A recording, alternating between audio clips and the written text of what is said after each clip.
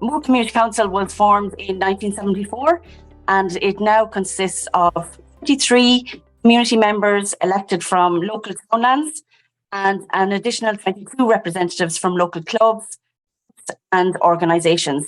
And each member is elected for a 3-year term of office.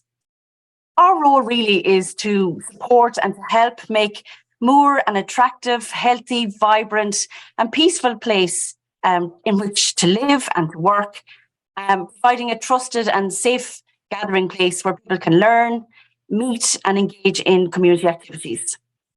So through our work, and it's all voluntary work, we set out to prevent isolation and social exclusion. We work and liaise with community and sporting groups in the area for the benefit of everybody.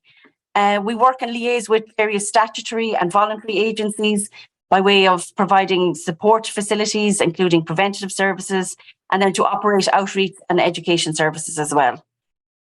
We set out to identify problems, interests and viewpoints of the local community. So our community is located in a clore area between Athlone and Ballinasloe in rural South Roscommon. And our area borders Westmeath, Galway and Offaly. Our community hall lies about 10 kilometres from Shannonbridge Power Station, and part of our community actually borders Shannonbridge itself. We actually share a bridge across the Shannon. And many of our community members, our local families, have long made the daily journey across the Shannon to work full-time, part-time, and then seasonally as well in Shannonbridge Power Station and on the surrounding bogs. But this routine has changed utterly with the closure of the ESB power station and then the cuts in operation of Bordemona bogs. So we really have had to adapt. If we want to support people to live in our community, and if we want to ensure that no one is left behind, we have to recognise and accept that the world is changing, that the traditional jobs and the ways of living is changing. That we as a community council have a duty to encourage and to seek out opportunities, try to keep people working and living and laughing in our local area. So Moore Community Council has managed and operated our local community hall since 1974, and we have a 99-year lease from the Doon Diocese.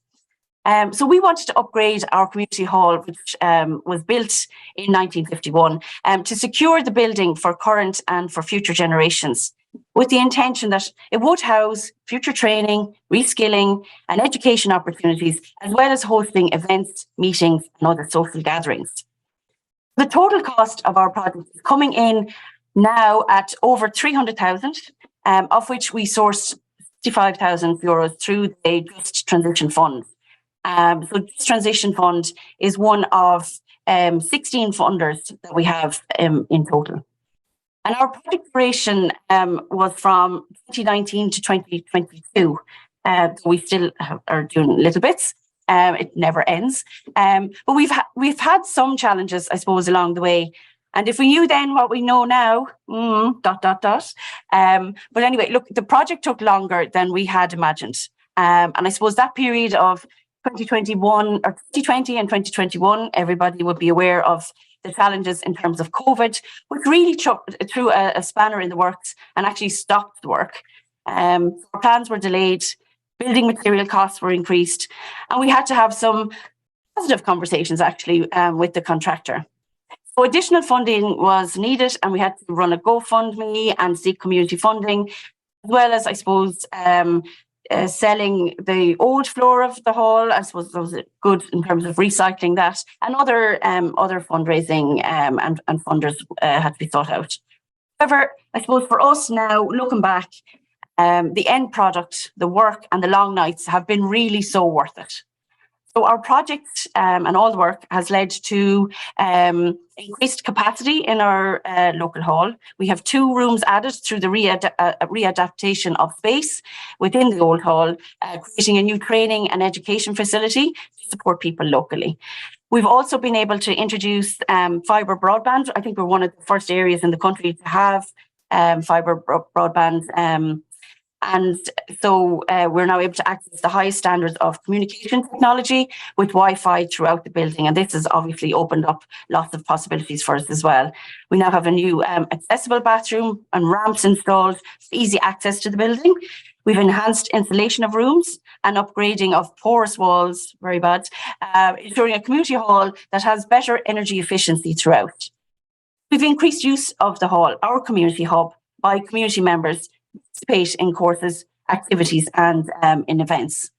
And just recently, we've been able to increase our adult education training offer, hold more biodiversity, community and cultural events. And then we've increased training on the likes of SafePass, community or computers, and among other activities as well.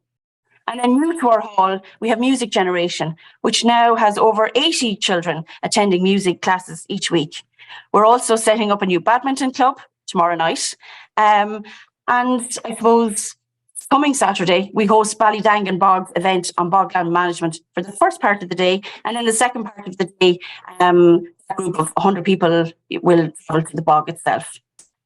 So I suppose when I ask kind of, what has helped us along the way to get where we are today, I suppose having a small group of strong and determined and focused volunteers with a variety of skills who recognised the need to upgrade and refurbish our community hall to foster greater support for engagement by the community.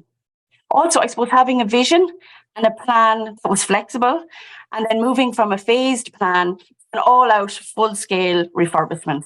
We were starting small, and then I suppose because we were able to access grants, it became a bigger project than what we had originally imagined. And then I suppose holding a lot of meetings, that was really important, including the group's first ever Zoom meetings. Seeking advice from others as well was really important, including from Lynn, who you'll hear from shortly.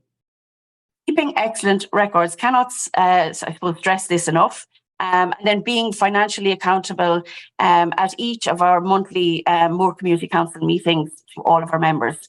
And good governance is vital. For anyone who is dealing with funders in terms of public money, it's really important. And then keeping an eye out for local and for national grants. I mean, we were new to applying for grants. We had never applied for grants before. And I suppose then just making sure that, we met all of the grant requirements. But the key thing, I suppose I would say, particularly to smaller groups, is just believe in yourselves, believe in your project, because funders are there to fund you. They want to help you. And I suppose with the increased focus now on transition funding for our area, it really is going to be vitally important that we tap into all of whatever is available, because the future of our communities, and people's families staying in our region is vital. And the one last thing I would say is, I suppose, having a good sense of humour and a lot of patience is very important. So look, if we can do it, then so can you. In terms of grants, I mean, because we were new to this, we weren't always aware of when grants were coming on stream. So when we'd spot a grant, our chairperson, treasurer, and myself would get together, or we would share the information via WhatsApp or email. We decide if it was appropriate and if we were eligible, and if we were able to if we had the match funding for it.